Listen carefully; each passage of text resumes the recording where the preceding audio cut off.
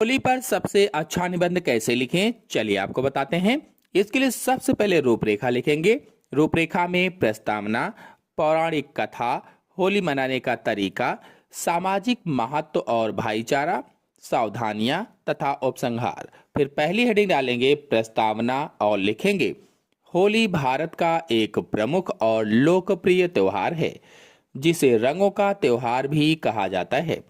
यह त्योहार फागुन मास की पूर्णिमा को मनाया जाता है। यह पर्व आपसी भेदभाव को भुलाकर प्रेम और भाईचारे का संदेश देता है। फिर अगली हेडिंग डालेंगे पौराणिक कथा। होली मनाने के पीछे भक्त प्रहलाद की कहानी प्रसिद्ध है। हिरण्याकश्यप का पुत्र प्रहलाद भगवान विष्णु का परम भक्त था। उसे मारने के लिए राजा ने अपनी बहन होलिका की मदद ली, जिसे आग में न जलने का वरदान प्राप्त था। जब होलिका प्रहलाद को गोद में लेकर आग में बैठी तो भगवान की कृपा से भक्त प्रहलाद सुरक्षित बच गए और होलिका जलकर भस्म हो गई।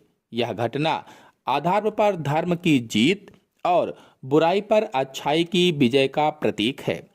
अगली हेडिंग डालेंगे होली मनाने का तरीका। होली का उत्सव 2 दिनों का होता है। पहले दिन होलिका दहन, दूसरे दिन धुलंडी यानी रंग वाली होली होती है। पहले दिन शाम को लकड़ी और उपलों का ढेर जलाया जाता है, जिसे होलिका दहन कहते हैं। यह बुराई के अंत का प्रतीक है। और दूसरे दिन लोग सुबह से ही एक दूसरे पर गुलाल और रंग डालते हैं। बच्चे पिचकारियों और गुब्बारों से रंग खेलते हैं। चारों ओर होली है का शोर सुनाई देता है।